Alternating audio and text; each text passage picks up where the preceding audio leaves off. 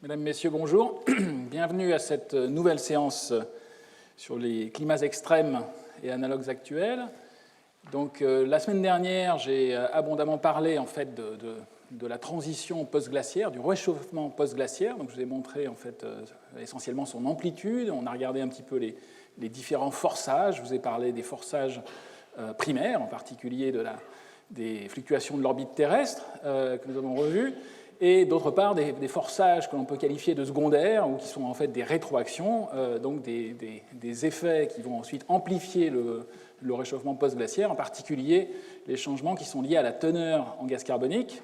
au changement de gaz à effet de serre, et on a vu aussi l'importance en fait, de l'albédo des calottes, qui a un effet régional, mais qui a un impact en fait, global. Donc un réchauffement post-glaciaire, et je vous ai dit qu'au même titre qu'on peut le faire pour le dernier siècle, on peut effectivement collationner, compiler, comparer et faire des moyennes à l'échelle mondiale de toutes les séries temporelles en fait, de température, au même titre qu'on peut le faire pour les séries météorologiques depuis un siècle. Et alors, je vous avais montré quelques exemples. Ici, je vous les remonte. Deux exemples parmi des quelques centaines de variations temporelles de la température en fonction du temps depuis 20 000 ans qui nous permettent, en les compilant, d'établir une courbe moyenne de réchauffement post-glaciaire. Alors, je vous ai dit qu'en fait, toutes ces données maintenant sont même entrées directement, sont assimilées dans des modèles, ce qui permet de faire des réanalyses précises. Et je vous ai montré en fait cette compilation très récente qui est en fait qui tient compte en fait à la fois des données d'observation spatialisées avec toutes leurs imperfections liées aux indicateurs qui ne sont pas aussi précis que des thermomètres actuelle, et d'autre part une régionalisation qui est ce qu'elle est. Je vous ai montré en fait qu'en tenant compte de toutes ces incertitudes, eh bien, on arrive quand même à tracer ce réchauffement post-glaciaire et de montrer qu'il a eu une amplitude très importante de l'ordre de 6-7 degrés, avec, on peut quantifier à la fois son taux d'augmentation et un réchauffement moyen, et montrer aussi que pendant pratiquement toute la période de Holocène, donc les derniers 11 000 ans, il y avait une quasi-stabilité de la température, et que quand on pouvait mettre les choses en perspective, il était intéressant de montrer le dernier siècle ou le dernier millénaire, et en particulier de montrer le réchauffement en perspective avec cette échelle longue sur 20 000 ans du réchauffement qui a lieu depuis un siècle. Donc on voit très clairement comme ça une augmentation. Un des auditeurs m'avait posé une question à la fin du cours, et effectivement sur ce diagramme, il est à la fois élégant parce qu'il permet de montrer sur un même diagramme et de comparer directement le réchauffement actuel avec l'amplitude du réchauffement post-glaciaire. Alors il est vrai aussi que ce diagramme, il est un peu trompeur si on veut comparer des taux d'augmentation, parce qu'en fait la partie droite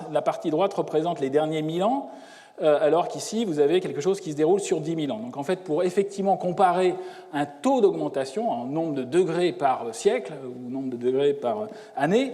il faudrait tout mettre avec les mêmes échelles, avec quelque chose qui deviendrait quasiment vertical. Donc effectivement,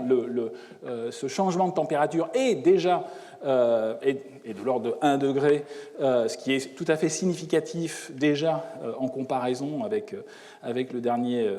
réchauffement post-glaciaire, mais au point de vue du taux d'augmentation, on avait vu ça aussi pour le niveau de la mer, on a quelque chose qui est beaucoup plus abrupt et qui a, comme on l'a vu, comme je l'ai rappelé, comme vous le savez, toute chance de se continuer avec des scénarios plus ou moins optimistes ou pessimistes suivant les émissions de fuels fossiles. Alors, je vous ai dit aussi qu'il est possible de régionaliser les choses, c'est ce que l'on regarde. Et en fait, cette semaine, on va regarder en fait les effets de l'océan en particulier, que je n'ai pas fait intervenir encore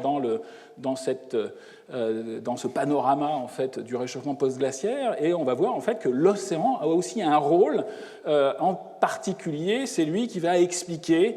une certaine régionalisation. On va voir qu'il y a des zones sur Terre en fait, qui ont même refroidi pendant ce réchauffement post-glaciaire. Et donc ça va être important, et cette semaine et la semaine prochaine, donc, nous allons aborder justement ces changements océaniques, à la fois en faisant des rappels pour l'actuel et en considérant ce qui s'est passé dans le passé lointain géologique d'il y a entre 20 000 et 10 000 ans avant l'actuel. Mais encore une fois, sur une Terre et un système climatique qui est tout à fait comparable et modélisable avec les mêmes outils que ce que l'on utilise à l'heure actuelle pour le réchauffement futur. Donc je vous ai déjà montré en fait cette comparaison en fait, que l'on avait établie grâce à toutes ces compilations avec nos données intégrées avec d'autres, comparées et triées en fonction de leur latitude. Ici, en fait, ce qui avait été fait, c'était de prendre les différentes séries temporelles, de faire des moyennes en fonction des bandes de latitude, et donc on remarquait essentiellement qu'il y avait un réchauffement post-glaciaire qui était très en retard dans l'hémisphère nord. Ce sont les deux courbes violettes et bleues ici, et ce réchauffement est très en retard et en même temps est saccadé, comme on va le voir. Et donc on va aller plus précisément justement dans l'étude de ces saccades elles-mêmes, qui ont une grande importance, parce qu'en fait, elles intéressent quand même des franges de latitude importantes pour nous, enfin en tout cas en Europe, comme vous allez le voir, elles sont importantes, et d'autre part, on va voir qu'il y a une certaine régionalisation et que tout va se passer essentiellement autour du bassin nord-atlantique. Alors, un autre exercice que l'on avait fait dans le cadre de cet article de compilation et de comparaison et d'étude du réchauffement post-glaciaire et de comparaison avec les forçages, en particulier le gaz carbonique,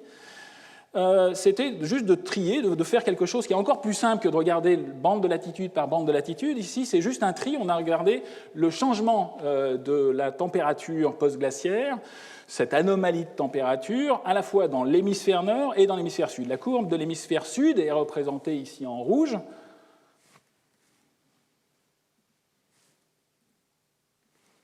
La courbe de l'hémisphère sud est représentée ici en rouge,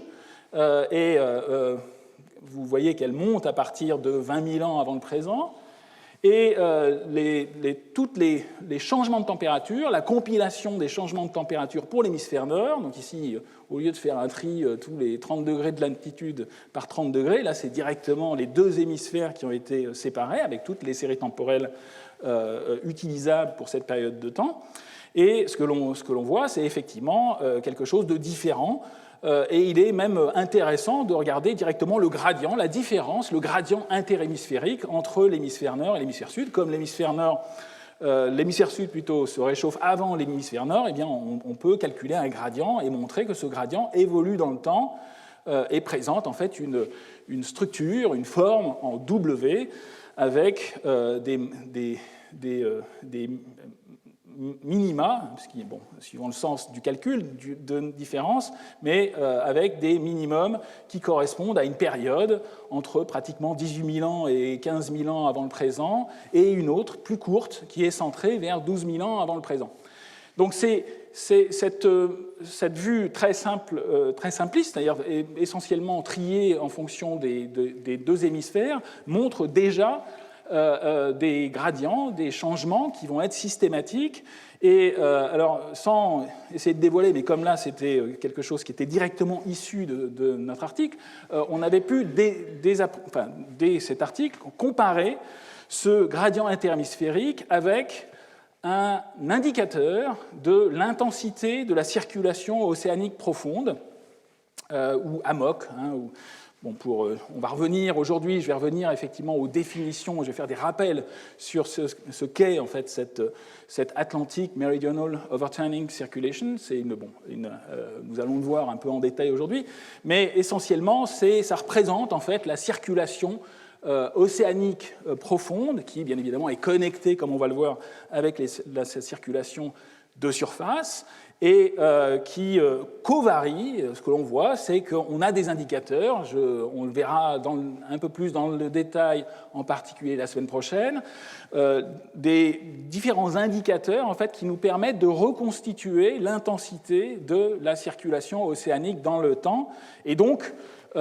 d'étudier, d'une part, des corrélations, mais encore une fois, bien évidemment, une corrélation ne vaut pas causalité, mais je vais essayer de vous convaincre en fait, qu'on a les moyens de montrer que cette corrélation est en fait causale, et qu'en fait ce gradient interhémisphérique qui évolue dans le temps, c'est-à-dire que ce retard de l'hémisphère nord et le fait qu'il y ait des refroidissements, puis ensuite des réchauffements et ensuite des refroidissements dans l'hémisphère nord que l'on ne voit pas dans l'hémisphère sud, eh bien c'est lié à l'influence de l'océan global dont la circulation a varié dans le temps pendant toute cette période, cette phase de déglaciation. Donc encore une fois, une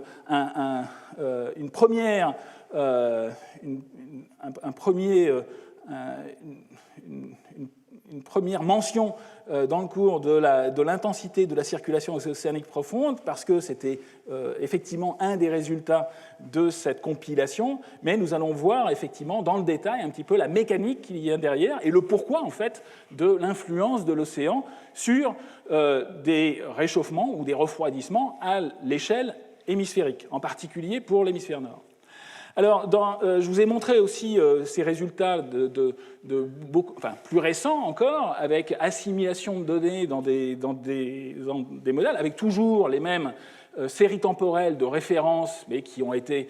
augmentées, c'est-à-dire qu'il y a eu plus, elles ont été toutes vérifiées, il y en a eu d'autres qui sont venues se cumuler, et donc les auteurs, au lieu de faire une différence, bon, ils ont fait effectivement aussi cette différence entre l'hémisphère nord et l'hémisphère sud. Une autre façon de regarder les choses, c'est de faire ce que l'on appelle une analyse spatiale des covariations pendant toute la déglaciation.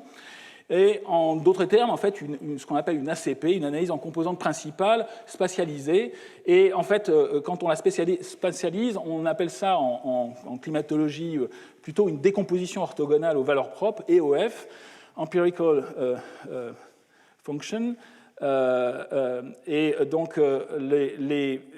dans ce cadre-là, en fait, il est possible de regarder les différents modes de variation spatialisés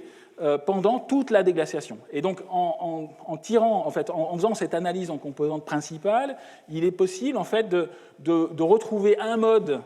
principal qui est essentiellement lié au réchauffement post-glaciaire, qui est maximal, bien évidemment, là où il y avait les calottes de glace, en particulier la calotte laurentide et la calotte phénoscandienne, comme on l'a vu, avec une importance de l'albédo sur ces zones, et globalement, on a une importance positive liée à ce réchauffement pendant toute la déglaciation de ce mode qui est global.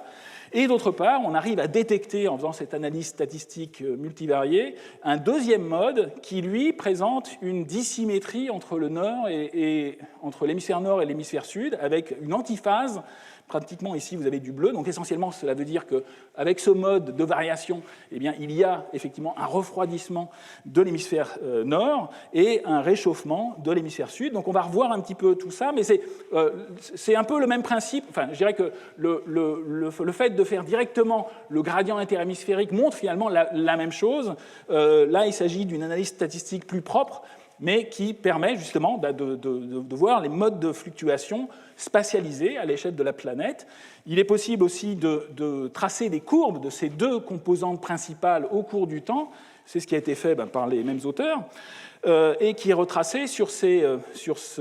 graphiques en fonction du temps. Donc là, il s'agit d'une globalisation du calcul de ces deux composantes, de ces deux modes principaux de variation pendant toute la déglaciation. La composante 1 qui, globalement, montre un réchauffement et donc une fluctuation quasiment unidirectionnelle et qui est, bon, c'est ce qui est expliqué dans l'étude, mais qui est essentiellement lié à l'effet des forçages globaux. C'est ce qui est rappelé ici. Ici, vous avez en unité normalisée ce premier facteur, ce premier mode de variation pendant la déglaciation avec une courbe rouge donc, qui monte et qui ressemble très clairement à l'essentiel de la déglaciation et qui, encore une fois, peut être directement corrélé avec les fluctuations pendant la déglaciation du forçage des gaz à effet de serre, les fameux GHG, ici, greenhouse gases, que l'on peut convertir directement en watts par mètre carré, et d'autre part, la deuxième courbe qui est retracée en comparaison avec cette composante 1, avec cette première composante de l'analyse en composante principale, on a effectivement une corrélation aussi avec l'albédo des calottes, qui, on l'a rappelé, est complètement liée à cette spatialisation très particulière. Et globalement, on a aussi une relation assez simple, finalement, entre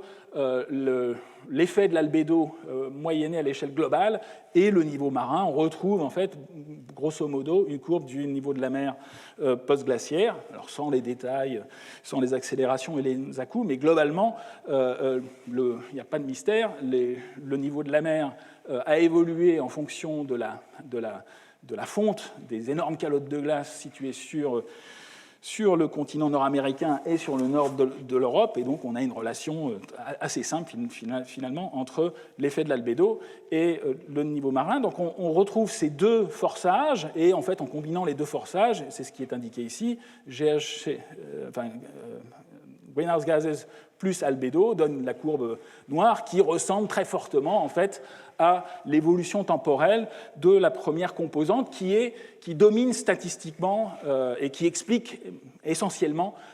toutes les séries temporelles de réchauffement post-glaciaire. Mais il y a en fait une deuxième composante qui, elle, explique en fait une régionalisation, une spatialisation, qui est cette seconde composante qui présente une structure plus complexe, avec en particulier des transitoires pendant la déglaciation. Et les auteurs en fait, ont essayé de décortiquer, de disséquer en fait, cette composante, cette deuxième composante de l'analyse statistique spatiale, en séparant en fait, une partie à long terme,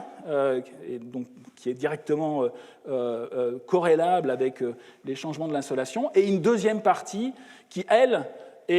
présente une structure en W que l'on retrouve en fait et qui est complètement corrélée avec les indicateurs de l'intensité de la circulation océanique profonde. Donc on retrouve finalement le diagramme que je vous ai montré tout à fait au départ, qui est fondé uniquement sur la comparaison du gradient interhémisphérique entre l'hémisphère nord et l'hémisphère sud, directement la différence. On retrouve finalement, avec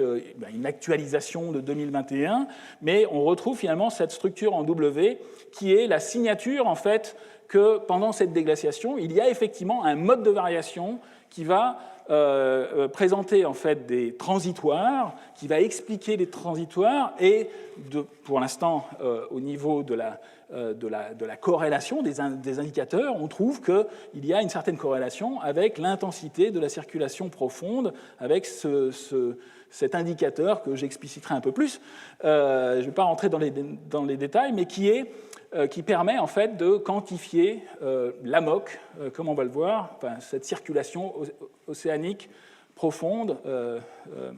méridienne, de retournement atlantique, que l'on va voir un petit peu plus dans le détail. Mais au départ, donc, il s'agit ici, on voit une bonne corrélation entre ces indicateurs de la circulation profonde qui sont complètement indépendants, qu'on peut mesurer dans des carottages de sédiments marins en particulier, en Atlantique Nord, et cette composante des changements thermiques, cette composante, deuxième composante principale,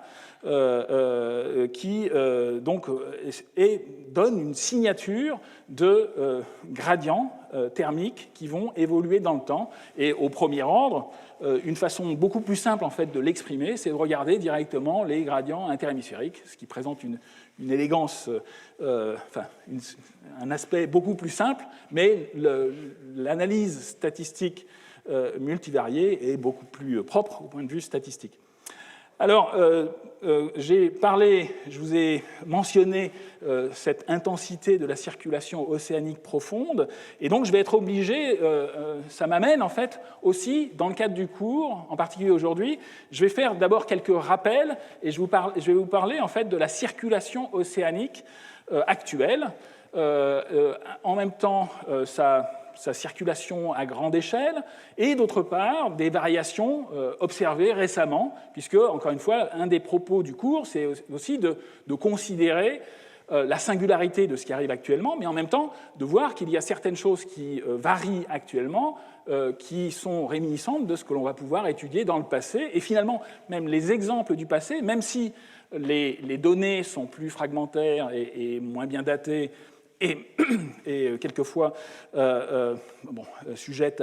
à interprétation, on va voir souvent que les changements climatiques, c'est aussi tout le propos d'étudier le réchauffement post-glaciaire, c'est que c'est un autre exemple de réchauffement, en particulier pendant la période historique, nous n'avons pas vu de réchauffement équivalent à ce qui nous attend pour le prochain siècle, 4, 5 degrés, on ne sait pas, ou 2 si effectivement on a de la chance et qu'on est optimiste, mais on n'a pas d'exemple. Et donc, on était obligé de faire finalement de la paléoclimatologie pour voir, en vrai, on peut faire des simulations avec des modélisations, bon, ça c'est un autre aspect pour faire des projections, mais une autre façon de regarder, c'est de voir ce qui s'est passé dans des temps assez reculés, mais suffisamment proches de nous pour avoir une quantification avec un signal sur bruit, un rapport signal sur bruit qui est tout à fait aussi favorable que ce qu'on peut regarder actuellement. Alors, je vais faire quelques rappels sur la circulation océanique. Donc, au premier ordre, en fait, ce qu'il faut savoir, c'est que la Terre, on en revient finalement aux bases. La Terre est une marmite, enfin, le système océan-atmosphère est une marmite compliquée, en particulier parce qu'il faut faire intervenir finalement ce bilan radiatif. Nous recevons, enfin, la Terre reçoit, les couches externes de la Terre reçoivent en fait le rayonnement solaire, et à basse latitude, en fait, ce rayonnement solaire est très excédentaire par rapport à ce que la Terre réémet dans les infrarouges. Donc on a un bilan qui est excédentaire, on a plus de chaleur, bon, c'est lié à l'effet de latitude, bien évidemment. Donc aux basses latitudes, on a un excès de chaleur par rapport à ce qui est réémis par la Terre, et on a exactement l'opposé à haute latitude, vers au-delà de 40 nord, on a, à cause des saisons et de la forme de la Terre, on a un déficit entre ce qui arrive en moyenne annuelle et ce qui est réémis par la Terre sous forme essentiellement d'infrarouge. Donc on a à la fois un excès intertropical et un déficit à haute latitude pour voir qu'il y a effectivement compensation de l'excès par rapport parce que, encore une fois, le climat avait atteint un état stationnaire, un équilibre. Il faut tracer, bien évidemment, en fonction des latitudes, mais avec une échelle qui permette de conserver ces surfaces. Donc, c'est ce qui est fait ici. Mais globalement, on a un excès à basse latitude et que l'on peut exprimer en watts par mètre carré, et un déficit à haute latitude. Et il faut qu'il y ait en permanence un transport de chaleur des basses latitudes vers les hautes latitudes pour maintenir un équilibre, même si effectivement il fait plus chaud sous les tropiques qu'au pôle. Mais s'il n'y avait pas de mécanisme de transport, eh bien, les gradients interhémisphériques seraient beaucoup plus importants. Donc c'est l'équivalent avec une marmite et au premier ordre tout à fait utilisable. Sauf que là, effectivement, la marmite atmosphérique et océanique, eh bien, elle est biphasée. Il y a à la fois des gaz et l'océan et de l'eau solide au pôle. Et en plus, ces enveloppes sont chauffées par le dessus, au lieu d'être chauffées par en dessous comme une grande casserole. Donc ça, c'est un mécanisme, une façon d'homogénéiser la chaleur qui est très efficace, parce que ça va créer... L'homogénéisation de la chaleur ne se fait pas tellement par conduction, mais elle se fait essentiellement par convection, par mouvement de fluide. Eh bien, c'est la même chose, en fait, dans l'atmosphère et l'océan. En fait, on va avoir en permanence, et bon, les calculs montrent qu'en fait, ce transfert depuis les basses latitudes vers les hautes latitudes est de l'ordre de 6 pétawatts, 6, 10 puissance 15 watts vers 40 degrés nord en permanence pour maintenir une certaine, pas homogénéité, puisqu'en fait il n'y a pas homogénéisation des températures en fonction des latitudes, mais c'est ça qui permet d'avoir une Terre habitable. Elle ne le serait pratiquement pas s'il n'y avait pas ces mélanges en fait, de masse d'air. Alors ça, c'est un diagramme plus scientifique sur ces aspects de mélange de la chaleur, de propagation de la chaleur en fonction des latitudes. C'est exactement, on retrouve en fait le 6 pétawatts vers 40 nord, qui est l'échange de chaleur entre les basses latitudes et les hautes latitudes. Et ce diagramme, en fait, il montre ce bilan exprimé. Alors ici, les échelles sont effectivement en pétawatts, en 10 puissance 15 watts, mais la convention est que le transport positif est vers le nord. Donc globalement, c'est un diagramme qui est symétrique par rapport à l'équateur. On a transport par convection, transport de la chaleur vers les hautes latitudes, vers le nord dans l'hémisphère nord, et vers le sud, donc c'est porté négativement dans l'hémisphère sud. Et le transport, en fait, il est réalisé à la fois par l'atmosphère et l'océan. Donc, dans ce diagramme, il est assez compliqué avec plusieurs courbes qui correspondent à différentes composantes, mais globalement, une grande partie de cette homogénéisation de la chaleur est réalisée par l'atmosphère, en particulier à la fois avec des échanges par convection d'air sec et en même temps aussi par évaporation suivie de précipitation qui, à cause de la chaleur latente, va échanger aussi de la chaleur. Donc si on tient compte à la fois des transports qui sont indiqués ici en rouge, de l'air sec et des échanges par chaleur latente avec évaporation à basse latitude et précipitation à haute latitude, on a un transfert de chaleur latente. Quand on fait le cumul, on va trouver en fait la courbe verte qui ne va pas jusqu'à 6 pétawatts, en fait, qui reste en dessous, parce qu'il y a effectivement aussi une composante océanique qui est représentée, qui va à la fois vers le nord et vers le sud, qui sont représentées ici en bleu. La courbe bleue en trait plein représente à l'échelle mondiale les transports de chaleur par l'océan, à la fois vers le nord pour l'hémisphère nord et vers le sud pour l'hémisphère sud, et on peut disséquer, c'est ce que les océanographes ont fait, disséquer le signal et voir quelles sont les différentes contributions des différents océans. L'océan Indien, il ne fonctionne que vers le sud, pratiquement. L'océan Pacifique, lui, est symétrique, pratiquement, il transporte vers le nord et vers le sud de la chaleur, depuis les tropiques vers les zones de plus haute latitude. Et l'océan Atlantique, lui, présente, alors c'est une de ces particularités qu'on voit déjà sur ce diagramme qui représente les transports méridiens de chaleur, c'est-à-dire en fonction des latitudes. Oui, j'ai oublié de le préciser, ici on regarde, à cause de la forme de la Terre, ces répartitions les plus importantes en fait, sont en fonction des latitudes, donc c'est un diagramme méridien. Donc porté en fonction des latitudes et globalement symétrique par rapport à l'équateur, eh bien on voit que de façon assez singulière, donc on va revenir, on va expliquer un peu pourquoi, l'Atlantique, pratiquement à toutes les latitudes, va exporter de la chaleur vers le nord. C'est vrai à la fois pour l'hémisphère nord, mais c'est vrai aussi pour une grande frange de latitude sud, et c'est tout à fait particulier, alors que les deux autres océans, océan Pacifique et océan Indien, les deux transportent de la chaleur vers l'hémisphère sud depuis les tropiques, alors que ce n'est pas vrai pour l'océan Atlantique. Donc on voit une différence, et ce que l'on voit, c'est que les unités sont de l'ordre du pétawatt, au maximum. Ici, on a un transport de chaleur océanique qui est de l'ordre de 10 puissance 15 watts, c'est beaucoup, et on va voir que ça peut changer le climat, c'est ça tout le propos. Alors, cette carte, cette vue méridienne du transport de chaleur masque une extrême complexité, parce qu'en fait, le transport de la chaleur ne se fait pas en rouleau comme dans une marmite simple, mais en fait, cette homogénéisation de la chaleur se fait dans l'océan à la faveur de la circulation océanique de surface. Et cette circulation océanique de surface, en fait, elle est liée à des courants de surface qui sont créés en fait par la tension du vent, le stress du vent à la surface, qui va avoir tendance à transporter, et comme la Terre tourne, il faut faire intervenir aussi la force de Coriolis, ce qui fait que dans l'océan actuel et passé, encore une fois,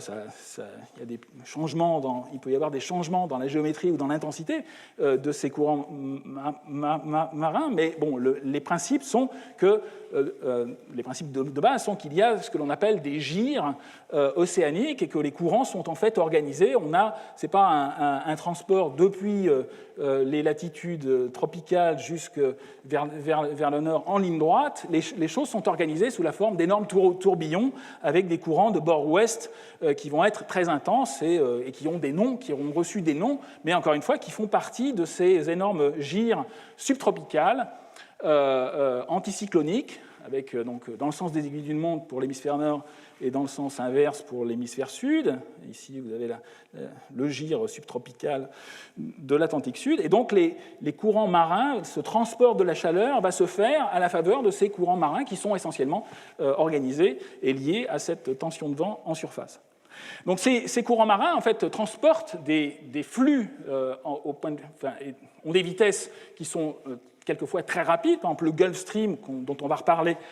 souvent, mais encore une fois, ce n'est que le courant de bord ouest du gire subtropical nord-atlantique. Il y a l'équivalent du Gulf Stream qui s'appelle le Kuroshio au niveau du gire subtropical nord du Pacifique. Donc ces courants de bord ouest sont très intenses, sont très rapides. Les vitesses instantanées sont de l'ordre de 1 à 2 mètres par seconde. Et le transport est exprimé en millions de mètres cubes par seconde peut être très important. L'unité de transport en océanographie, c'est ce que l'on appelle le sphere-drop, du nom d'un océanographe scandinave, d'origine scandinave, Sverdrup,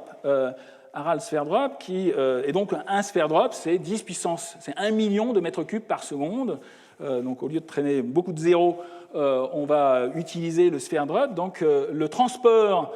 au niveau du Gulf Stream est de l'ordre de plusieurs dizaines à son origine au niveau de la Floride et pratiquement plus d'une centaine à son débouché lorsqu'il part dans l'Atlantique et qu'il se transforme en un autre courant. Enfin, bon, encore une fois, il y a continuité avec ce que l'on appelle la dérive nord-atlantique, et à ce niveau, on a un transport maximum du Gulf Stream qui est de l'ordre de 150 Sverdrup, donc 150 millions de mètres cubes par seconde, donc des flux qui sont énormes et qui ne sont pas confinés, bien évidemment, au mètre de surface, mais qui intéressent une colonne d'eau assez importante quand même, mais tout cela étant lié essentiellement à l'action du vent mécanique sur la surface de l'eau et qui entraîne en fait des courants marins, et donc l'effet variait en fonction des latitudes, mais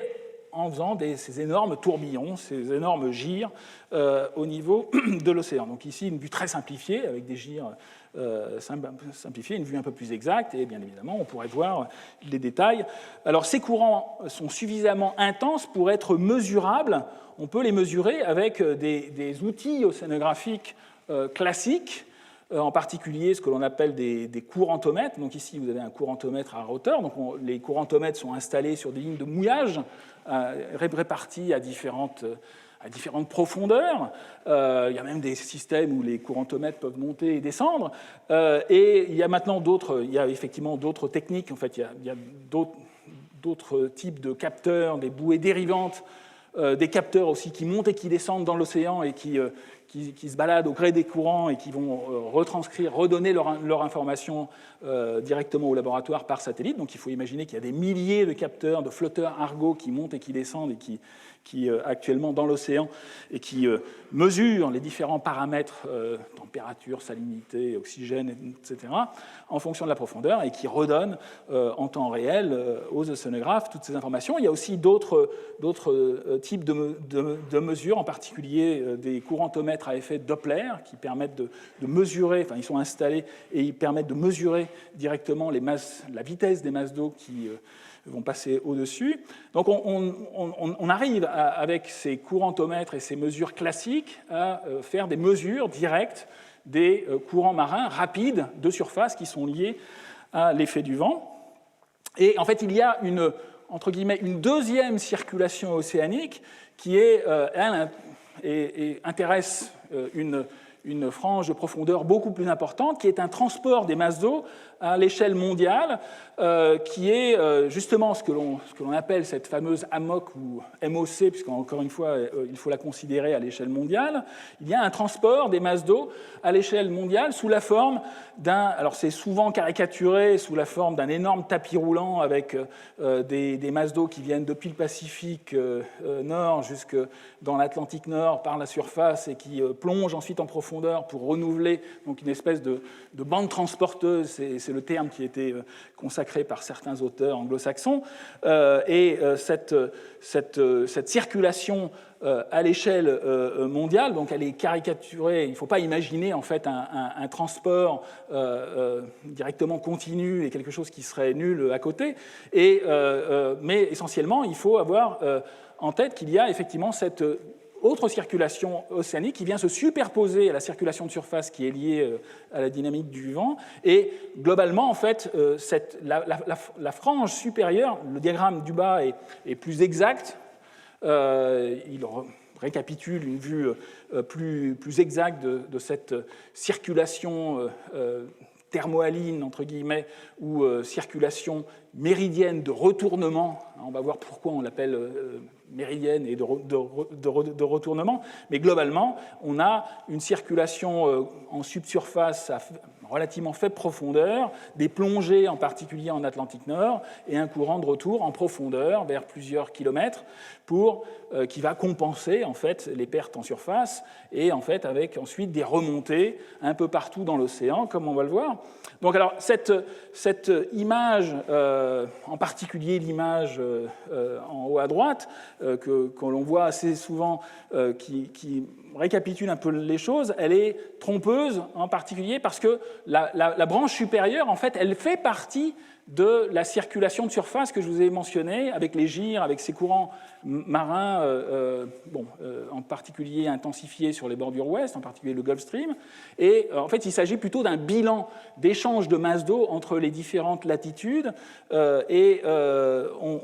il y a aussi donc, cette frange beaucoup plus profonde en fait, de circulation. Et globalement, en fait, le transport en profondeur et en surface est de l'ordre, ici, de l'ordre de 15-20 millions de mètres cubes par seconde. Donc c'est beaucoup moins important en fait, que la circulation de surface, mais ça intéresse une colonne d'eau qui est beaucoup plus importante. On va aller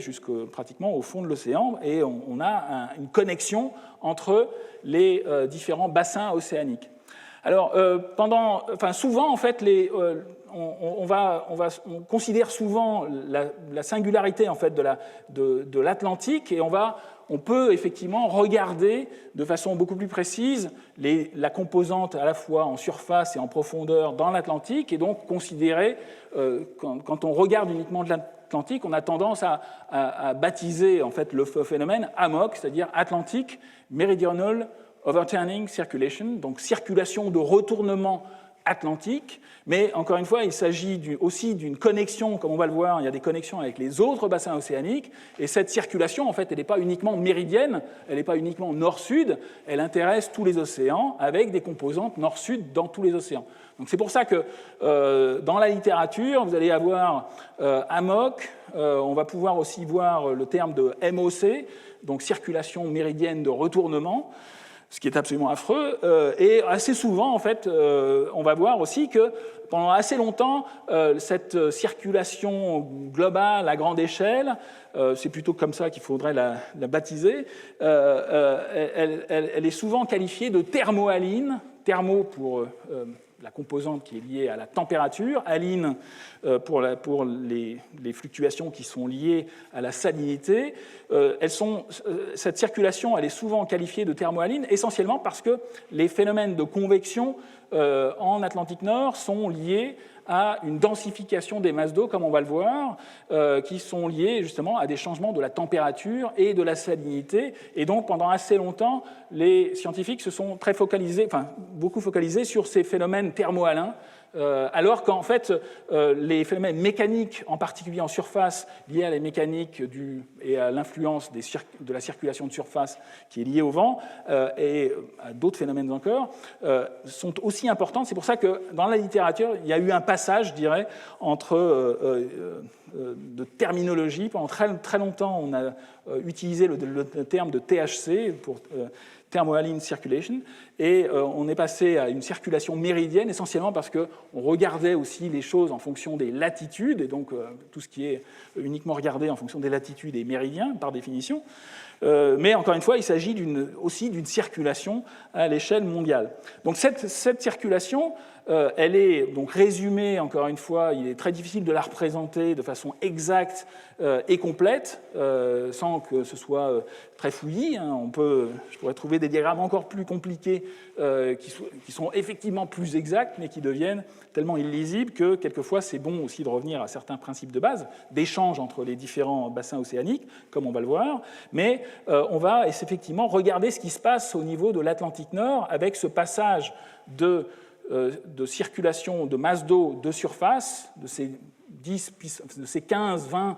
millions de mètres cubes par seconde, donc de ces 15-20 sphères drop, de la surface vers les profondeurs. Et en fait, c'est ce courant, cette circulation thermohaline qui transporte le pétawatt dont je vous ai parlé et qu'on a regardé un petit peu sur ce diagramme d'échange de la chaleur. Je vous ai dit que l'Atlantique, pratiquement pour toutes les latitudes, depuis l'hémisphère sud jusqu'à l'hémisphère nord, transportait vers le nord de la chaleur avec à peu près 1 pétawatt. Et bien, c'est effectivement ce transport par cette circulation MOC, AMOC,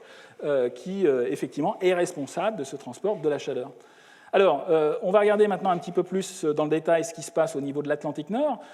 Et en particulier, il faut effectivement faire intervenir des mécanismes qui jouent sur la densité de l'eau de mer. C'est ça qui va expliquer finalement les échanges. Pour qu'il y ait plongée de l'eau depuis la surface vers les profondeurs de l'océan, eh bien, il faut que la densité de l'eau de mer soit suffisamment forte, importante, pour qu'il y ait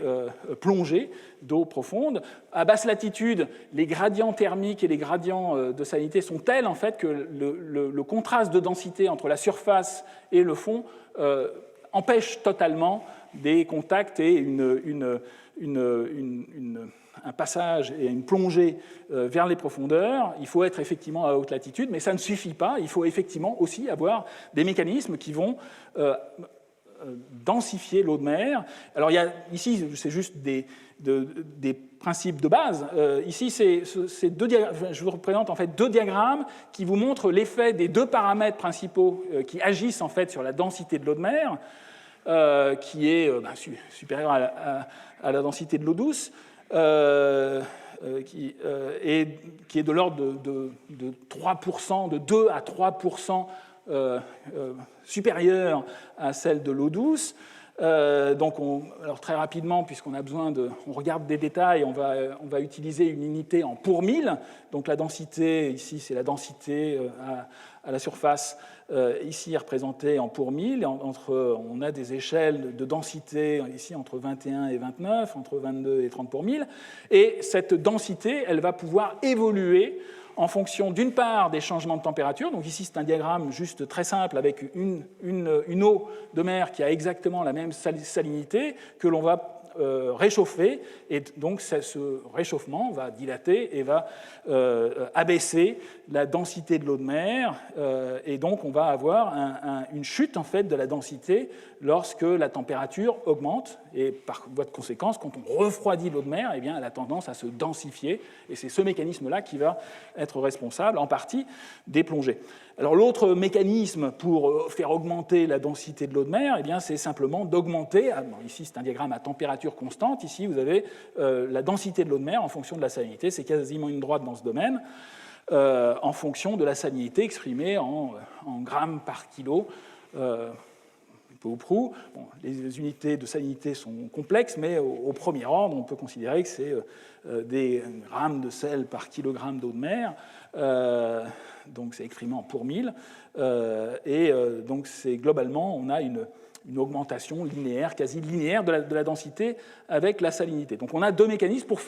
pour augmenter la densité de l'eau de mer. Il va falloir soit augmenter la salinité, une des façons c'est d'évaporer l'eau de mer, et donc ça va avoir tendance à augmenter sa salinité, et de l'autre mécanisme est de la refroidir. Quand on refroidit, eh bien, la densité augmente. Et donc ces mécanismes vont effectivement intervenir, notamment en Atlantique Nord, et c'est ce qui est résumé en fait sur ce diagramme de principe qui montre qu'en Atlantique Nord, on a effectivement, à la faveur à la fois de la circulation de surface, Gulf Stream, dans le gire subtropical qui se poursuit avec cette dérive nord-atlantique, donc le Gulf Stream et la dérive nord-atlantique, et à l'intérieur de ces courants marins, il y a environ 15 à 20 sphères drop qui appartiennent justement à cette branche supérieure de la circulation thermohaline, de cette circulation méridienne de retournement qui amène de l'eau chaude et salée vers les hautes latitudes, et cette eau chaude et salée va se refroidir, et donc elle va atteindre à un certain moment une densité suffisante en fait pour aller couler, plonger dans les mers, comme on va le voir, au-delà de la ride entre le Groenland et l'Écosse. Donc ici, c'est un diagramme qui est très imagé, très simplifié. Ici, on est à haute latitude, avec une convection plongée vers les profondeurs. Et ensuite, cette convection, enfin cette eau profonde, va se mélanger avec d'autres composantes et va former ce que l'on appelle l'eau profonde nord-atlantique, EPNA en français ou NADW en anglais, et très souvent en fait en océanographie en français on utilise l'acronyme NADW plutôt que EPNA. Mais donc cette convection va intervenir et est liée essentiellement à ces phénomènes de changement de densité à cause des changements à la fois de température et de salinité qui sont liés. En fait, il y a beaucoup de mécanismes qui vont intervenir autour de l'Atlantique Nord, qui vont en fait influer, qui vont avoir une influence sur la salinité. Donc, d'une part, l'évaporation de l'eau de mer va densifier, mais aussi tout ce qui va être les précipitations atmosphériques vont avoir tendance à diluer l'eau de mer. Donc, on va avoir des effets contraires. On peut avoir aussi de la formation de glace de mer. On peut avoir aussi un flux d'iceberg qui provient, en particulier en Atlantique Nord, on a à l'heure actuelle, on a le Groenland, mais pendant la déglaciation, vous imaginez bien qu'on avait la calotte phénoscandienne et la calotte laurentide qui ont pu contribuer et qui ont eu une influence en fait sur la salinité de l'eau de mer pendant la déglaciation. Donc on s'attend à avoir des changements en fait, de cette circulation thermohaline à la faveur de plusieurs mécanismes qui font intervenir à la fois le bilan hydrique et le bilan en température. Alors ça c'est un diagramme de principe, donc il faut tenir compte de la neige, etc. Il faut tenir compte de la géographie et de la topographie de la zone, et très rapidement, lorsqu'on considère effectivement la zone géographique elle-même, eh bien, on voit que les choses sont complexes parce qu'il y a une complexité géographique et topographique des zones de plongée en Atlantique Nord. Je vous ai parlé de la ride Groenland-Écosse. En fait, il s'agit, il y a la ride médio-océanique qui passe avec l'île d'Islande, mais il y a un plateau qui est entrecoupé de vallées et de ravins sous-marins qui vont en fait interagir topographiquement avec la circulation océanique en profondeur. Et donc le diagramme que je viens de vous montrer, en fait, il est mieux résumé, il est spatialisé comme il se doit sur cette cartographie en fait, qui vous présente justement de façon plus exacte les différentes composantes de la circulation atlantique et de la complexité des zones de plongée en Atlantique Nord. Donc le point de départ finalement c'est le Gulf Stream avec cette dérive nord-atlantique, avec sa continuation via la dérive nord-atlantique, et à l'intérieur de ces pratiquement 150 millions de mètres cubes par seconde, il y a effectivement des composantes qui vont aller de surface, qui vont aller très haut en latitude et qui vont alimenter ce que l'on appelle les mers nordiques, donc au-delà de l'Islande, et qui vont ensuite se refroidir suffisamment, se densifier avec les mécanismes que j'ai mentionnés au départ, et qui vont ensuite couler, plonger dans ces mers nordiques pour former de l'eau profonde qui, elle, est représentée ici en bleu. Donc les composantes rouges et orange sont situées en surface. Les composantes vont plonger au niveau de mon ellipse rouge et vont ensuite alimenter en profondeur l'eau profonde au niveau des mers nordiques, donc au-delà de l'Islande, et ensuite elles vont être canalisées dans certains goulets d'étranglement topographique pour alimenter en fait l'Atlantique profond avec différentes composantes qui vont réussir à passer dans certaines zones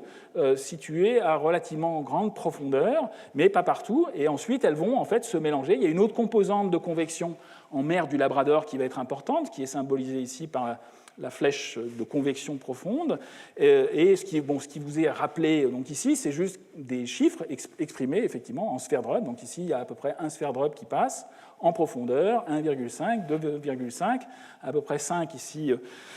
5 à 7 au niveau de la mer du Labrador. Alors, il y a des controverses pour savoir exactement quelles sont les composantes dans les différents bassins, mais globalement, on a effectivement une plongée qui est relativement complexe, et ensuite une contribution et un mélange de ces masses d'eau qui vont ensuite qui vont se remélanger et former ce que l'on appelle l'eau profonde nord-atlantique, ou NADW en français. Alors, les courants marins de surface, je vous ai dit qu'ils étaient assez rapides. Le Gulf Stream peut aller jusqu'à plus de 2 mètres par seconde. Et donc, dans ce cas-là, en surface, il est possible d'utiliser des courantomètres classiques, comme je vous l'ai présenté. En profondeur, comme il s'agit de courants, enfin de transport de masse d'eau sur un tuyau, entre guillemets, qui fait 1 km ou 2 km d'épaisseur, eh bien, on s'attend à avoir des vitesses instantanées. Le flux est le même. Il faut bien que on a effectivement 15 millions de mètres cubes par seconde qui sont transportés vers le nord et qui vont ensuite plonger en profondeur. Donc, on s'attend à avoir une compensation, et donc on a le même flux globalement, à la différence de l'évaporation moins précipitation. Mais comme ces 15 ou 20 Sverdrup de circulation méridienne interviennent sur une frange de profondeur importante, eh bien la vitesse instantanée, elle, est très très faible, et elle est quasiment immesurable en plein océan. Il faut donc il est quand même possible de faire des mesures avec des courantomètres classiques, en particulier lorsqu'il y a un flux qui va être canalisé dans certains goulets d'étranglement topographique, et c'est ce qui est fait par de nombreux océanographes depuis maintenant quelques années, avec des mesures directes avec des courantomètres. Ici, c'est juste un détail sur une étude, encore une fois, qui a une continuation publiée en 2010, mais toutes les séries temporelles en fait, sont poursuivies jusqu'à l'actuel. Ici, il s'agit d'un détail où les océanographes ont instrumenté un goulet d'étranglement topographique entre le banc des Féroé et le plateau des Féroé, avec quelque chose qui va jusqu'à la profondeur de 800 mètres. Donc il faut imaginer que les eaux qui ont plongé dans les mers nordiques vont être obligées de remonter et de s'écouler ensuite vers le sud, mais elles vont être canalisées. Elles peuvent être... Alors on peut les matérialiser en mesurant des températures. Ici, vous avez une échelle topographique en fonction de la profondeur et en fonction des kilomètres au travers de ce goulet qui est cartographié ici, ce seuil, SEAL en anglais. Et les océanographes ont mis une ligne de mouillage, en particulier avec des courantomètres à effet Doppler, pour faire des mesures directes. Et dans ce cas-là, on a une vitesse qui est suffisamment importante pour pouvoir faire des mesures précises avec des courantomètres classiques. Parce que le tuyau est petit, et donc forcément la vitesse instantanée va augmenter pour effectivement faire passer le même flux. Alors, ce type de mesure a été réalisé au cours du temps dans plusieurs zones géographiques restreintes, et donc il est possible en fait de faire un bilan chiffré, c'est ce qui est indiqué ici, là il s'agit d'un bilan assez récent, pour la partie au nord de l'aride Groenland-Écosse, et donc il est possible pour l'heure actuelle en fait de faire une quantification de la contribution des mers nordiques, à peu près 6 Sverdrup, donc 6 millions de mètres cubes par seconde qui vont plonger en Atlantique Nord. Alors, il faut tenir compte effectivement de l'apport en eau douce aussi, et il y a une autre partie qui va recirculer et rester en surface. Donc on a une plongée et ensuite un transport vers le sud avec une remontée et une remontée en fait, de ces eaux au niveau de certaines rides pour ensuite replonger en profondeur pour se mélanger au niveau de l'Atlantique Nord et former ce que l'on appelle l'eau nord-atlantique. Donc il s'agit ici d'un diagramme à plus grande échelle, ici qui intéresse quasiment toute l'Atlantique en fait, qui est un diagramme de principe qui montre qu'en fonction des latitudes, eh bien, on a essentiellement une plongée dans les mers nordiques, qui est essentiellement liée à ces phénomènes de densification, et plongée dans ces mers nordiques, ensuite remontée et équilibre, on va dire, de densité vers 2-3 km, formation de l'eau profonde nord-atlantique, il y a plusieurs composantes qui viennent se mélanger, et cette eau profonde nord-atlantique va alimenter tout l'Atlantique Nord vers 2-3 km. Alors, donc ça, c'est la composante, je dirais, atlantique de cette fameuse AMOC, Atlantic Meridional Overturning Circulation, donc cette composante de la circulation globale pour la partie atlantique, donc essentiellement des mécanismes liés à la densité de l'eau de mer avec une influence de la température et de la salinité qui augmente, de la température qui diminue, mais là, ensuite il y a des remontées en fait, et des plongées aussi au niveau de la zone antarctique, donc des choses assez complexes qui sont aussi, ces remontées en fait ne font pas intervenir uniquement des phénomènes thermohalins, des phénomènes liés à la température et à la salinité, ils font aussi intervenir l'énergie mécanique du vent, donc c'est pour cela en fait qu'on a abandonné, les océanographes ont de plus en plus abandonné la terminologie de circulation thermohaline globale, parce que effectivement la dominante, je dirais, thermohaline, elle est confinée à certains mécanismes, à certaines régions, alors qu'en fait, il faut faire intervenir d'autres mécanismes pour le pompage, en fait, en particulier, pour les remontées de cette eau profonde vers la surface et pour alimenter ensuite à la fois le bassin atlantique et pour alimenter aussi les autres bassins océaniques. Ici, alors on peut regarder cette circulation, on peut la matérialiser de façon assez facile en considérant les distributions de la salinité en fonction de la profondeur, en fonction des latitudes. C'est ce qui est fait sur ces diagrammes qui vous représentent en fait, en fonction de la profondeur, avec une échelle qui bien évidemment est très exagérée. Ici, on passe de 0 km jusqu'à 6 km. L'océan mondial ayant une profondeur de 4-5 km. Donc on a des salinités qui évoluent en fonction de la profondeur et en fonction des latitudes en Atlantique. Et ce qu'il faut voir, c'est que on a effectivement un transport de masse d'eau salée vers le nord, une plongée, et donc cette eau profonde nord-atlantique, donc qui est la composante profonde pour l'Atlantique Nord de cette circulation méridienne de retournement, elle transporte en fait des masses d'eau relativement salées. On a un excès de sel en surface ici, comme vous le voyez, par rapport à l'hémisphère sud,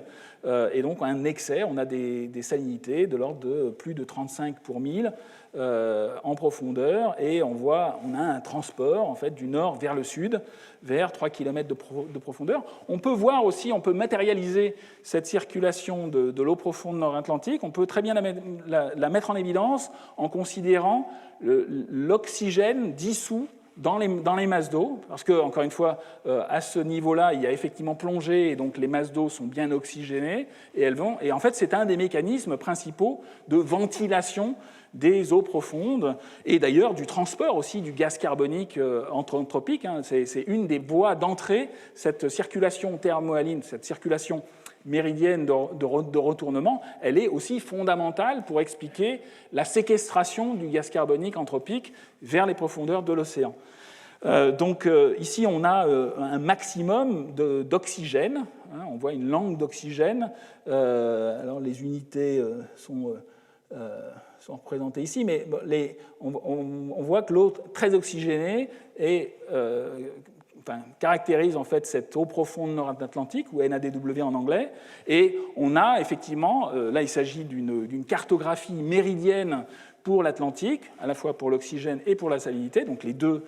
sont effectivement superposables, et ce qu'il faut effectivement bien concevoir, c'est qu'il y a aussi contact et transmission de ces masses d'eau profondes, ensuite vers les autres bassins océaniques, en particulier le bassin Pacifique. Donc ici, c'est la même vue à la fois en salinité et en oxygène, dans l'océan en particulier ici pour l'océan Pacifique, en fonction de la profondeur, jusqu'à 6 km de profondeur, avec, alors c'est ce que j'ai indiqué ici, avec un sens du mouvement, ici du sud vers le nord, en profondeur, à la fois avec des eaux que l'on qualifie de zones, d'eau intermédiaire, d'eau antarctique intermédiaire, et des eaux profondes antarctiques, des eaux de fond antarctiques, qui vont en fait transporter des eaux relativement salées vers les hautes latitudes. Donc on retrouve aussi le même mouvement quand on considère l'oxygène dissous dans les masses d'eau, et ce que l'on peut voir aussi, c'est que l'oxygène, les masses d'eau du Pacifique sont beaucoup moins oxygénées. On voit très nettement que on a une ventilation de l'océan profond au niveau de l'Atlantique Nord, et ensuite un déficit en oxygène qui se creuse de plus en plus vers le Pacifique. Donc on a une connexion, on voit très, très clairement qu'il y a une connexion entre les deux bassins, et même à l'échelle mondiale, si on fait intervenir l'océan Indien. Alors, cette circulation à grande échelle, en fait, comme on vient de le voir, on a vu qu'il y avait un contraste de salinité très important entre l'Atlantique Nord et le Pacifique. On peut directement faire une vue cartographique en fait, de la salinité vers 500 mètres de profondeur. Ici, c'est une carte en fait, qui présente les salinités vers 500 mètres de profondeur au niveau de l'océan mondial. Et ce que l'on voit très clairement, c'est qu'il y a un excès de salinité, c'est exprimé à chaque fois en pour 1000, donc en grammes par kilogramme. On voit un excès de salinité dans l'Atlantique Nord par rapport à la salinité moyenne à 500 mètres de profondeur. Encore une fois, le fait de le regarder à 500 mètres de profondeur, c'est pour moyenner une variabilité de surface qui est importante. Donc on a un gradient important qui est lié à un contraste de salinité, au fait qu'il y a une évaporation au niveau de l'Atlantique Nord. Et donc en permanence, on a un transport de masse d'eau salée en profondeur au travers de cette circulation méridienne à grande échelle, vers 2000-3000 mètres de profondeur, je vous ai montré, donc une langue d'eau salée. Et pour maintenir en fait en permanence cette mécanique, il y a aussi des transferts atmosphériques de masse d'eau. Il faut entretenir en fait le contraste de salinité entre les bassins océaniques. S'il n'y avait pas de compensation, eh bien le transport de sel depuis l'Atlantique Nord viendrait combler un déficit dans le Pacifique au bout de quelques temps. Donc il faut absolument qu'il y ait une mécanique inverse qui maintienne ce gradient de salinité. Eh bien ce gradient est maintenu en permanence par un flux net d'eau douce depuis l'Atlantique jusqu'au Pacifique, qui va maintenir en fait ce gradient de salinité. Donc il faut voir ça un peu comme une combinaison d'influences de l'atmosphère et de l'océan, avec transport de masse d'eau salée vers les latitudes sud en profondeur et un retour en surface. Donc c'est pour cela en fait, que l'on parle d'une circulation à l'échelle de l'océan mondial, donc, qui peut être représentée, simplifiée, sous cette forme alors un peu plus compliquée que le simple tapis roulant qui faisait intervenir uniquement une branche. Donc ici, une vue encore très simplifiée, trop simplifiée, des courants superficiels transportés de façon complexe au travers de la circulation de surface, et formation d'eau profonde localisée, régionalisée, et un courant froid et salé qui va ensuite alimenter l'Atlantique Sud et les différents bassins océaniques. Donc très clairement, si l'on veut effectivement représenter de façon fiable les choses, il faudrait faire intervenir des choses en 3 dimensions. Ici, j'ai juste pris un papier plus exact océanographique, mais déjà avec une complexité qui représente les différents bassins océaniques en fonction des latitudes et en fonction des longitudes. Donc très clairement, le phénomène il n'est pas uniquement méridien et sa mécanique est complexe. Elle ne fait pas uniquement intervenir la densité, il faut faire intervenir aussi la mécanique des courants de surface, mais on a effectivement une circulation à l'échelle de l'océan mondial. Alors, on a des traceurs, en fait, qui permettent de regarder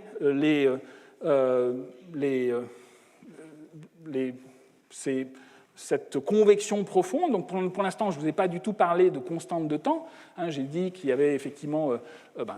si quand même, puisque j'ai parlé de mètres cubes par seconde, de millions de mètres cubes par seconde. Donc très clairement, quand on a accès à cette information, on peut effectivement calculer des temps de transport. Mais une autre façon en fait, de quantifier les temps de transport au niveau de l'océan mondial, c'est aussi de travailler avec des traceurs qui peuvent être transitoires. On peut regarder, je vous ai parlé du gaz carbonique anthropique, on pourrait regarder le tritium, on pourrait regarder d'autres traceurs transitoires qui ont été injectés par l'homme, on peut regarder aussi les fréons qui pénètrent en fait dans les couches profondes de l'océan, ou on peut regarder aussi directement, faire des mesures du carbone 14, du gaz carbonique dissous dans les masses d'eau profondes, au même titre qu'on peut dater, en fait c'est une façon de dater les masses d'eau profondes. Alors elles sont actuelles, c'est-à-dire que ce que l'on date avec le carbone 14, c'est on date des masses d'eau actuelles, ou on date le carbone dissous dans les masses d'eau actuelles, mais au sens du C14, le temps zéro, en fait, c'est le moment où la masse d'eau était effectivement en équilibre avec l'atmosphère, et donc la chronologie, c'est ce qui est représenté ici. Il y a des milliers de mesures de carbone 14 qui ont été effectuées sur les masses d'eau profondes, en Atlantique, dans le Pacifique, dans l'océan Indien. Nous avons contribué à certaines mesures pour l'océan Indien. Donc, il est possible, en fait, de quantifier en années, directement, de faire des mesures de l'âge par rapport à la dernière équilibration en surface. Et donc, ce que l'on voit, c'est que l'océan Pacifique, pour aller de façon simple, on a un âge qui évolue depuis l'Atlantique Nord vers l'Atlantique Sud, puis ensuite de l'hémisphère sud vers l'hémisphère nord pour le bassin indien et le bassin pacifique, pour avoir des âges qui peuvent aller pratiquement jusqu'à plus de 2000 ans. Donc on a un temps de transit qui va être relativement long, intégré, qui fait que les âges carbone 14 mesurés actuellement sur les eaux profondes sont très importants à cause de cet écoulement qui est à la fois très puissant, avec des flux en millions de mètres cubes par seconde, mais en même temps sur des constantes de temps importantes. Alors, donc voilà pour la réalité, je dirais, ce traceur, en particulier le carbone 14, nous montre véritablement la réalité de ce phénomène à très grande échelle, tridimensionnel, qui intéresse les 3 océans. Mais pour revenir en fait à l'intérêt en fait de cette circulation atlantique, il est important en fait de regarder de façon un peu plus précise ce qui se passe en fonction de la température et en particulier au niveau de la circulation atlantique en considérant effectivement les températures à la fois pour le transport du sud vers le nord et le transport en profondeur via cette eau profonde nord-atlantique vers 2-3 km. Donc, globalement, pour simplifier à l'extrême des choses, on a un transport, comme je vous l'ai montré, de l'ordre de 20 millions de mètres cubes par seconde, ou 15-20 millions de mètres cubes par seconde, vers 20 degrés Celsius. En profondeur, les températures sont beaucoup plus froides. On a un échange de chaleur avec l'atmosphère, on a un transport de chaleur, et ces 2 flux en fait, permettent de calculer au premier ordre un transport de chaleur qui est de l'ordre du pétawatt. Donc on retrouve le pétawatt dont je vous ai parlé, 10 puissance 15 watts dont je vous ai parlé tout à fait au départ, de transport de la chaleur depuis l'hémisphère sud vers l'hémisphère nord pour l'Atlantique. Et ce flux de chaleur, en fait, il va être propagé vers l'atmosphère, il va, entre guillemets, servir à réchauffer les masses d'air tout autour de l'Atlantique. Et c'est cela, en fait, qui explique les températures relativement clémentes pour certaines zones de latitude, enfin, de haute latitude, en particulier en Europe. En fait, un des premiers, le premier finalement à avoir réalisé en fait qu'il y avait effectivement une influence de l'océan sur ces gradients en fonction des latitudes et en fonction des longitudes, c'est en fait Alexandre von Humboldt, qui a été le premier à faire un article écrit en français même, en 1817 sur les lignes isothermes. C'est le premier à avoir tracé des lignes isothermes et à se rendre compte en fait que les lignes isothermes, au lieu d'être réparties de façon parallèle aux latitudes, elles étaient, en particulier dans l'Atlantique Nord, elles étaient complètement déformées et elles montaient très haut en latitude vers la Scandinavie, contrairement à ce qui se passait sur le continent nord-américain. Donc ça a été pratiquement, effectivement, le premier à comprendre ce qui se passait et que ce caractère non méridien, enfin, cette déviation des lignes isothermes était liée en fait à la circulation sous-jacente qui était liée à l'océan. Donc le premier, c'est le premier à avoir compris et mis en évidence cette asymétrie en longitude des courbes isothermes. Et à l'heure actuelle, il est possible, c'est relativement facile à faire, on peut prendre les températures moyennes météorologiques moyennes globales, faire un calcul de moyenne en fonction des longitudes et de soustraire et de calculer ce que l'on appelle une anomalie de température par rapport à la moyenne suivant une même latitude. Bien évidemment, les températures évoluent depuis les tropiques jusqu'au pôle, mais si l'on soustrait cet effet lié à la rotondité de la Terre, eh bien, on se retrouve avec des bulles chaudes et des bulles froides qui sont liées justement, comme on le voit ici, on voit très clairement une anomalie de température qui est centrée sur les mers nordiques et qui est liée justement à ce flux de chaleur par cette circulation méridienne de retournement qui a tendance à apporter ce pétawatt vers les hautes latitudes. Alors,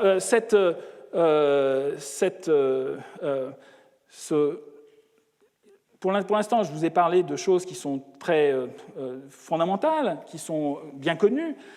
mais ce qu'il faut avoir en tête, c'est qu'on est dans un contexte actuel de réchauffement mondial.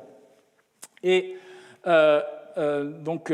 le réchauffement mondial dont nous parlons et qui est tout à fait bien caractérisé depuis un siècle, eh bien, il a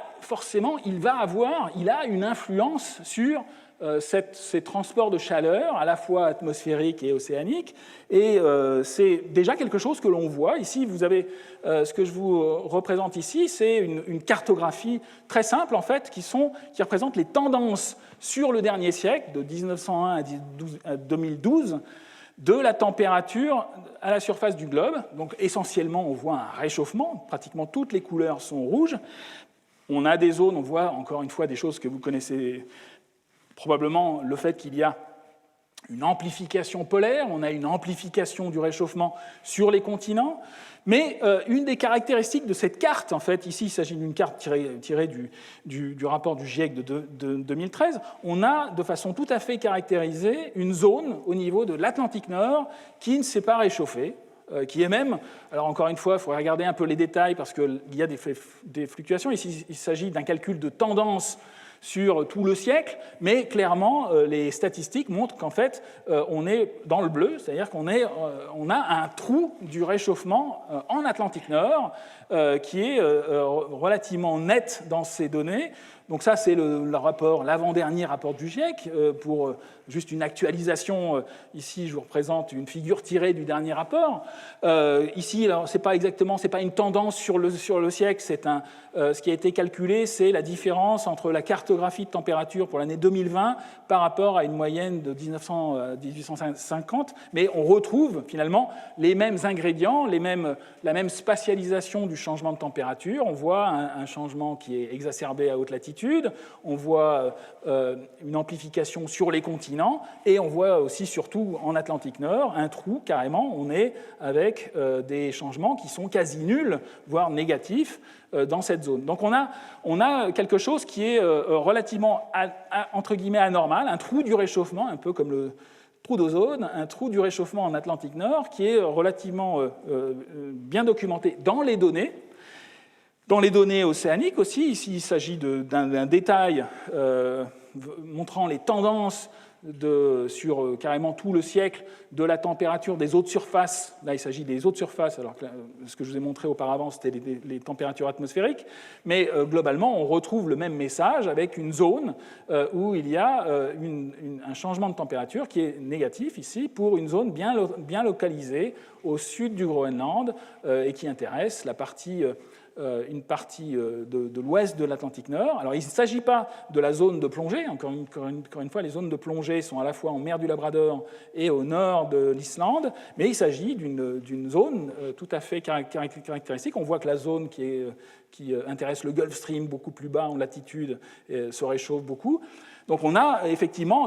est dans un monde qui se réchauffe à l'heure actuelle, qui a un impact sur l'océan. Globalement, l'océan se réchauffe partout, mais en tout cas, pour l'Atlantique Nord, on a un trou qui reste à expliquer. Il y a beaucoup de controverses, en fait,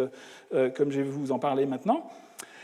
Et l'autre paramètre fondamental pour comprendre et pour faire la relation avec la circulation océanique profonde, eh bien, il faut considérer aussi les salinités de l'océan. Et les salinités de l'océan, eh bien, elles ont évolué dans le temps. Ici, il s'agit, ce que je vous montre, en fait, ce sont des diagrammes ici tirés du dernier rapport du GIEC, mais qui sont compilés à partir de travaux qui ont été actualisés. Ces cartes, il y a 4 cartes qui sont assez compliquées. Une carte vous présente les salinités de surface moyennes, la climatologie des salinités de surface. Donc on voit essentiellement un contraste entre l'Atlantique et l'océan Pacifique, on en a déjà parlé. On voit des maxima subtropicaux de cette salinité, à la fois pour la zone Indo-Pacifique et pour l'Atlantique. Mais les diagrammes du bas, le diagramme du bas, en fait, vous présente les tendances, les variations donc, de la salinité sur toute la période de 1960 à 2017, donc pratiquement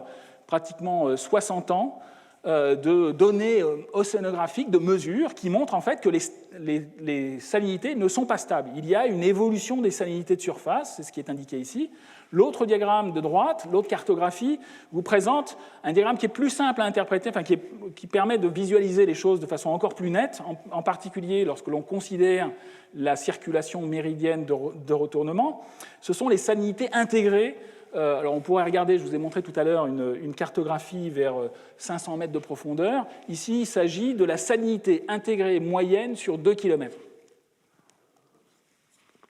Donc on retrouve, quand on fait ce genre d'exercice, avec toutes les données océanographiques mesurées actuellement, on voit un énorme contraste entre l'Atlantique Nord et le Pacifique Nord. Donc c'est ce contraste de salinité qui est la signature en fait, de cette circulation, de ce transfert de sel depuis l'Atlantique jusqu'au Pacifique, via cette circulation méridienne. Mais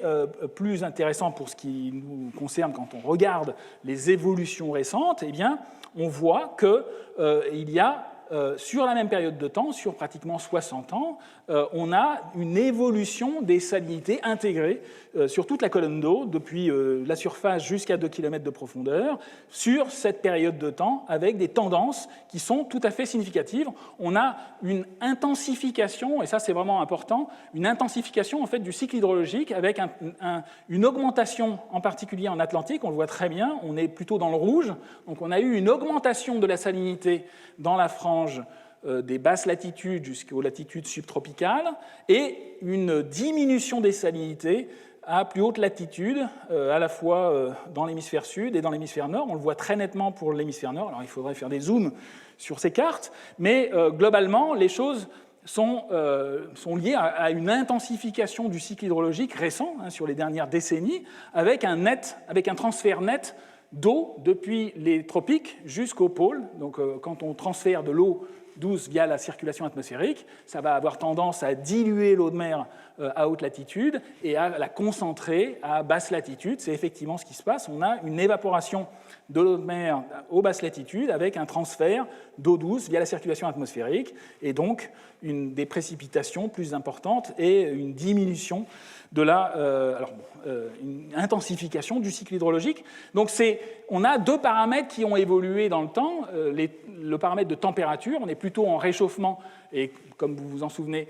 un réchauffement des masses d'eau de surface a plutôt tendance à faire baisser la densité. Donc ça a plutôt tendance à diminuer le phénomène de convection. Et par contre, on a aussi un autre phénomène qui vient se superposer à ce réchauffement à l'échelle mondiale qui intéresse aussi les couches océaniques. Pas partout, mais encore une fois, ici pour les mers nordiques, on voit qu'il y a eu un réchauffement aussi. Eh bien, on a une diminution de la salinité, et cette diminution de la salinité va aussi dans le sens d'une diminution de la densité, et donc potentiellement un ralentissement de cette circulation méridienne de retournement. Alors c'est quelque chose que les océanographes avaient pleinement réalisé depuis des décennies maintenant, et il y a plusieurs groupes en fait, d'océanographie de par le monde qui ont essayé de faire des mesures précises de la circulation de cette circulation méridienne de retournement atlantique, de cette AMOC, et en la regardant de façon assez fine sur plusieurs décennies. Alors c'est ce qui a été fait en particulier au niveau d'une section transatlantique vers 26 degrés nord. Alors c'est ce qui est représenté ici sur ce diagramme. Donc il faut imaginer que pratiquement depuis le début des années 2000, c'est essentiellement un effort qui est piloté par un groupe anglais, mais encore une fois avec une composante internationale. Les scientifiques ont instrumenté des lignes de mouillage à 26 degrés nord, dans une énorme section depuis la Floride jusqu'à l'Afrique, avec différentes lignes de mouillage, avec différents capteurs, des courantomètres à effet Doppler, différents systèmes qui permettent en fait de mesurer la vitesse du courant à la fois en profondeur et en surface. Et tout calcul fait, les dernières actualisations en fait du transport montrent en fait qu'il y aurait une certaine diminution, c'est en tout cas les dernières estimations qui sont fondées sur ces séries temporelles, où on voit en fait une fluctuation. Alors il faut imaginer des milliers de mesures qui sont ensuite compilées pour essayer, alors elles sont lissées ici parce qu'il y a une composante de haute fréquence, mais globalement on a depuis l'année 2004, il semblerait qu'il y ait une diminution de ce transport par la circulation méridienne qui est cohérente avec ce que je vous ai dit auparavant. On a un impact indéniable à la fois du changement de température et de la densité de l'eau de mer au travers des changements de salinité avec cette intensification du cycle hydrologique. Alors certains chercheurs sont allés très rapidement, en fait, ont tout de suite incriminé cette circulation, ces changements en fait, de température liés au réchauffement mondial, et en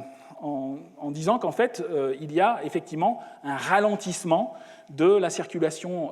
méridienne de retournement. Ici, il s'agit d'un article assez récent qui fait une comparaison entre les mesures directes au niveau du transect à 26 degrés nord comme je vous l'ai dit, comme je vous l'ai indiqué, qui indiquerait une petite diminution de quelques sphères drop, mais encore une fois, vu le transport de chaleur, c'est une composante qui peut être importante. Et ici, les auteurs sont allés plus loin en essayant d'extrapoler les choses en regardant en fait l'évolution des températures, parce que là on a des données chiffrées qui vont beaucoup plus loin dans le temps. La ligne de mouillage elle a été instrumentée à partir de 2004, on n'a pas de données auparavant, mais il y a des données de température, de salinité et autres, et en particulier des données de température océanique qui permettent de remonter beaucoup plus loin dans le temps. Et donc là, ces auteurs ont proposé en fait que la diminution de cette circulation AMOC pendant les 2 dernières décennies était tout à fait corrélée avec une diminution de la température pour le gire subpolaire, qui est ici une zone géographique bien caractérisée, avec cette diminution de température. Et donc, la thèse a été proposée qu'il s'agit effectivement d'un mouvement de fond, qu'il y a effectivement une diminution depuis pratiquement le début du siècle de la circulation AMOC en liaison avec ces changements globaux de la température et de la salinité, et donc un impact déjà du réchauffement mondial sur cette circulation AMOC. Alors il y a encore des controverses, en particulier liées au fait qu'il y a d'autres informations qui sont malheureusement encore plus fragmentaires. Il y a eu d'autres efforts qui ont été d'instrumentation sur d'autres transects situés plus haut en latitude. Ici, ce que je vous montre, c'est un autre effort qui est l'effort OSNAP, l'autre s'appelle l'effort rapide à 26 nord. Celui-là, il s'agit de lignes de mouillage qui ont été installées vers 50 nord, en barrant, entre guillemets, la mer du Labrador et au niveau aussi du sud de l'Islande. Donc vous voyez ici un diagramme imagé qui vous représente les lignes de mouillage avec les différents instruments, les courantomètres et autres, pour cette ligne qui va d'un bord de l'Atlantique jusqu'à l'autre bord, jusqu'à l'Europe. Donc et ces données en fait sont disponibles ici depuis l'année 2014. Et pour l'instant, en fait, alors il s'agit d'un diagramme ici qui résume un petit peu tout, qui est à la fois séparé entre la partie ouest et la partie est. La partie ouest, c'est-à-dire essentiellement la mer du Labrador et la composante de mer du Labrador, et la partie est qui intéresse en fait toute cette zone géographique. Donc globalement, le message est que pour l'instant, il n'y a pas de tendance sur 15 ans située plus au nord. Donc la tendance qui a été vue apparemment sur le transect de 26 nord ne semble pas confirmée à haute latitude. Alors il y a d'autres informations. Comme je vous l'ai dit, il est possible aussi de faire des mesures directement de courantométrie au niveau de certains seuils. Et c'est effectivement des données qui sont disponibles depuis aussi les mêmes constantes de temps, les mêmes laps de temps. Ici, c'est tiré d'une autre étude compilant en fait des données de courantométrie sur certains passages, en particulier au niveau du détroit du Danemark et au niveau des Féroé. La compilation des données, qui est ici exprimée sous forme de changement du transport en volume au niveau de ces deux overflows, Denmark Strait et au niveau des Faroé, on a des fluctuations interannuelles, mais une incertitude qui est telle que pour l'instant, il n'y a pas véritablement de mise en évidence d'une évolution systématique, en particulier au niveau de ces zones de débordement. Donc pour l'instant, il y a encore controverse sur la réalité en fait, de cette tendance vue à 26 nord, qui est relativement bien instrumentée, mais encore une fois, il faut avoir des séries encore plus longues, parce que dans d'autres zones, il ne semble pas y avoir la même fluctuation. Et il y a d'autres informations, et je m'arrêterai ici pour aujourd'hui. Il y a d'autres informations. Il est possible encore d'utiliser des données hydrographiques, des données de température et de salinité mesurées dans les différentes zones géographiques au nord et au sud en fait, de cette ligne entre entre l'Islande et l'Écosse, il est possible d'utiliser les données hydrographiques, température, salinité, pour reconstituer le transport. Alors c'est moins direct que de faire de la courantométrie, mais il est possible de faire des évaluations de ce transport, et ce que les chercheurs ont mis en évidence, c'est que peut-être il y aurait des fluctuations en fait, à long terme des cyclicités en particulier qui appartiendraient à une cyclicité, une oscillation atlantique multidécennale. Donc pour l'instant, on a encore des incertitudes en fait, sur ces fluctuations, mais encore une fois, des choses qui sont relativement bien suivies et des paramètres comme la température et la salinité qui montrent indéniablement une évolution dans ces zones. Donc je vais m'arrêter là pour aujourd'hui. La semaine prochaine, on regardera quelle va être la contribution en fait, de la modélisation pour étudier ces phénomènes. Et ensuite, on va revenir entre guillemets à nos moutons pour montrer en fait, comment les choses se sont passées